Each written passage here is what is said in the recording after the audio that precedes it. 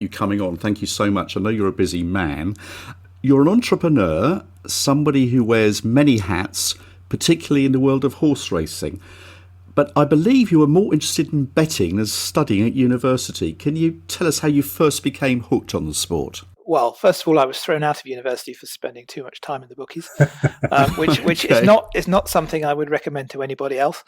Um, but I was a mathematician at university. When I went there, everything was going fine, but I didn't behave very responsibly while I was there, and I got thrown out. I got into betting at that time, and I I come from. I mean, I come from an odd family because on my father's side, my grandfather was an anti-betting campaigner, but on my mother's side, her brother, my uncle, was in the bookies pretty much every day, and I spent a lot of time with him. So I was getting kind of input from both sides of the family that was very, very, very different. And for whatever reason, I was drawn to the betting side as opposed to the non-betting side, which worked out well for me in the long run. Andrew, you founded Betfair with Edward Ray in 2000. Can you tell us a little bit about how that came about and your role in Betfair? My early career was in the city, and I was a trader, and I was working with various other traders on analysis and that sort of thing. And I was very familiar with all of the stock exchanges around the world, the London Stock Exchange, the New York Stock Exchange, and a few others like Nasdaq. So that whole territory was familiar to me, and over time I got more and more into working on investments and analysis in technology companies. So, companies that were coming to market at the time, like Yahoo, for example, or eBay. So those sorts of businesses that were just starting to appear in America. That whole internet space was very, very interesting to me, and I had all the previous knowledge of how markets work, and I understood betting very well, having spent an inappropriate amount of my time in betting shops. I guess I'd accumulated all of the right stuff to have the right ideas to put Betfair together. And I could see bookmakers coming online, and all they were doing were taking their sort of betting shop model and trying to recreate it in an online environment, which I thought was not particularly creative, and I thought there have got to be better ideas than this. So I was just trying to picture how, I guess, the optimal site, the sort of the definitive betting site as I would see it, worked. And I guess the ideas for Betfair came to me while I was working for the government, at GCHQ, the sort of Spy Central. So I was working for them on various technology projects as a kind of in-house mathematician. And in the evenings, I was living away from my wife in the middle of nowhere in a little farmhouse, and I was just having a lot of ideas because they chuck you out at GCHQ at 5 o'clock. The security card comes around and boots you out, to make sure you're not spying on anyone. So you have a lot of time in the evening. So I wasn't working as hard as I normally would, and I sort of put Betfair together in my head at that time. And it wasn't until a year later that I met Ed, and that was, I mean, I'd met him before, but I met him at a party, and he was talking to me about the internet and saying, "Oh, well, it's interesting, all the bookmakers doing this." And I said to him, "It's not going to be like that in the future." I said, "It's going to be, and I basically presented him a picture of how I thought it should be. I described Betfair to him as it ultimately became, and I said, you'll have, people coming in here, you'll have, a bid and an offer price, and you'll have, money up to back and money up to lay, and that's how it will ultimately pan out." So I sort of described to him my vision of the future at that time, and then I went away. I didn't think much more of it at the time, and I went away and I started building it, and then as I was about to go live I approached a team, a sort of web team who were going to build it for me. And just the day before I signed the contract, I had a call from Ed, and he said, "Look, I want to give up working in the city. Do you want to go into business together?" So I went to see him that same day, having not seen him, since a year earlier at the party. And we decided then and there to go into business, and we basically didn't go ahead, and I didn't go ahead and just give it to the development company that I was going to. I went out and ended up hiring my own team, because he said, "Look, I don't think you're doing this the right way. You've got to raise a lot of money instead of paying someone else to do it. We've got to start a business and have our own tech team and blah, blah, blah." And I decided he was right on that point. Built my own team around me. It did all kind of the legal and financial stuff. So we were pretty much, just plowing our own furrows at that time. Okay, well, look, as we know, it's been hugely successful, Betfair. And talking of success, you've been a successful owner and breeder. You've invested hugely in Chasemore Farm. I think you're fairly hands on, aren't you? Certainly in terms of the mating plans of your mares. Can you give us an insight into your role at the stud and what are your long term aspirations for the farm? Right. Okay. Well, I don't muck out. I don't physically get involved in the horses much. Although I do every day. I walk through the farm at some point, and I know them all, and I have a sense of all of their personalities and characters. When we moved here, which was about 14 years ago, I think, it was just an arable farm, and it took a while to convert it into what it is now. A very beautiful 330-acre stud farm with mostly, paddocks and pasture with just a few extra sort of, a few wooded areas and such like. That took a long time, and we took on a stud manager to do the whole thing for us, and he ran the place for 8 years, and he did, with working with us on things like architecture, where I've got some familiarity with that. We put the whole place together over a long period of time, and then a point in time came where we parted company with him, and the staff at that time had built up to about 22, 23, which is what we have now.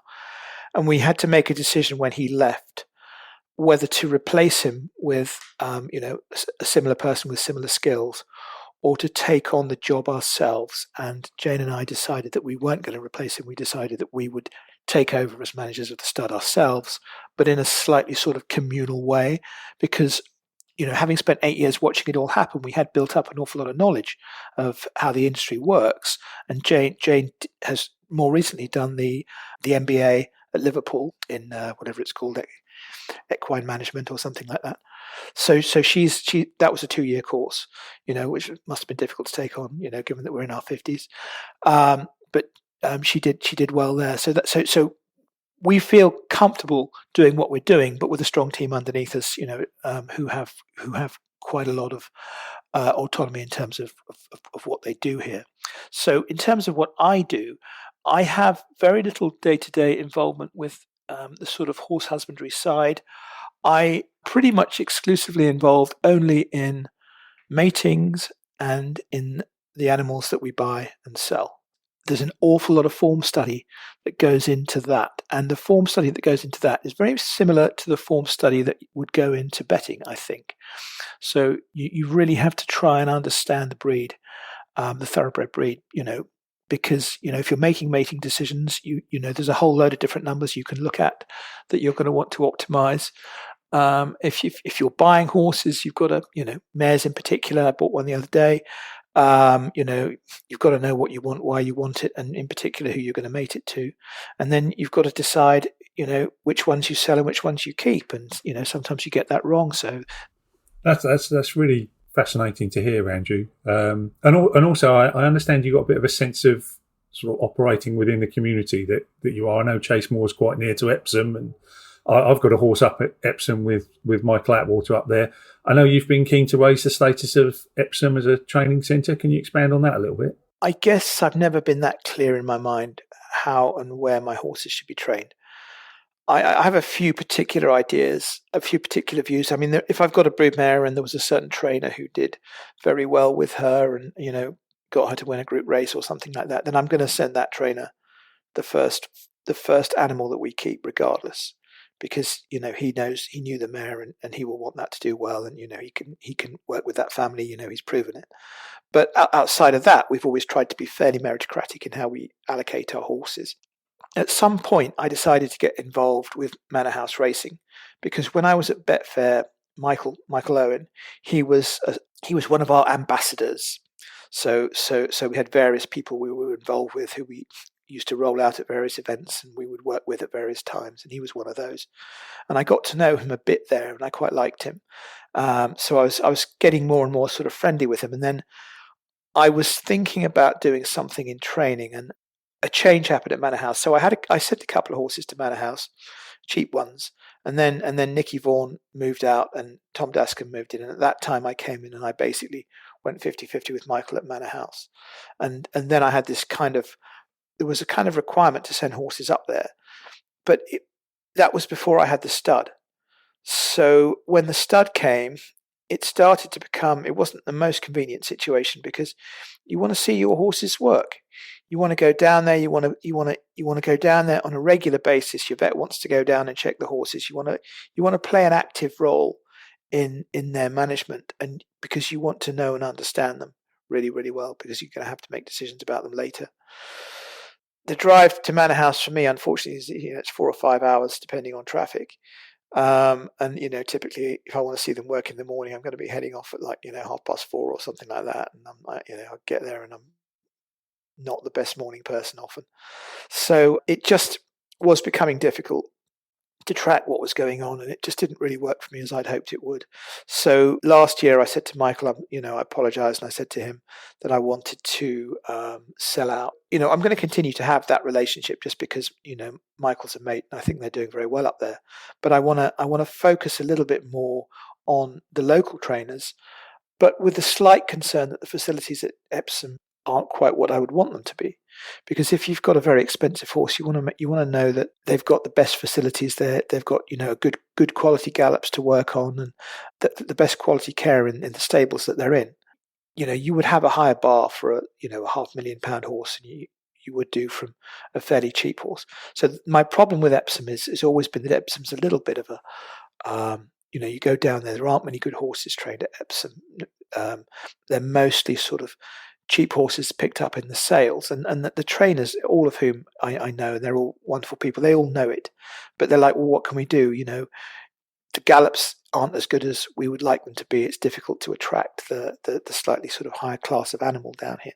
So that's what I want to do really with Epsom, is to try to sort of work with the trainers to get that sort of that class of horse up a little bit. So we're sort of saying to them, well, we'll send you some good horses. Some horses with decent pedigrees. But I've said to, I've been speaking to the Jockey Club race courses, and I've said to them, look, how can you ask us to send horses to Epsom if you're not looking after the gallops as you should do, and they haven't been maintained as well as they should have had? And so we've had all these conversations and back and forth, and we've involved other trainers in those conversations, and everyone feels that the Jockey Club racecourses should have looked after the gallops a bit better than they have. And they've started doing it since those conversations. So they've committed to spending money on it. And they've made some changes already. And I think that Epsom is on the up. Brilliant. Great to hear. And I appreciate you and Chasemore Farm run horses under your own umbrella. Obviously, Simon and I are both syndicate managers and set up a podcast to try and promote syndication and shared ownership. Is that something you think is important? And what's your view on syndication and how it sort of fits in with the future of racing? I think syndication is really, really important. I think you want to try to create a sort of community spirit within your syndicates or your clubs. I think that's really important, and how you achieve that, I don't really know.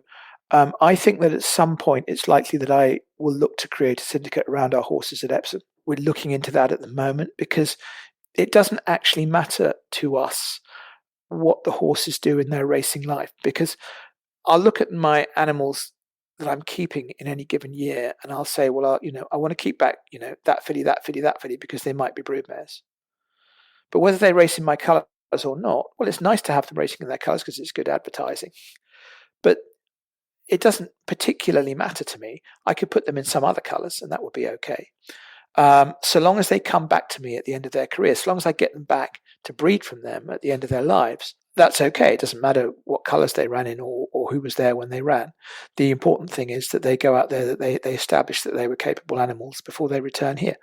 Well, Andrew, that's going to be music to the ears of trainers in Epsom, I'm sure, and also good to hear that you're very pro-syndication. Phil and I will be pleased about that. Can we just come on to another topic, the outcome or the forthcoming outcome of the gambling review? There's a very interesting quote by the legendary trainer Gay Waterhouse recently in a piece she did for the Racing Post, and I quote, she said, "Really, the whole reason for racing is it's a gambling industry, and it really needs to be promoted that way. We live in a woke environment where everything has to be perfect, but that's not life." I know you've got some sort of fairly strong views on this, but can you, for the benefit of our listeners, say why you think the outcome of this gambling review is important?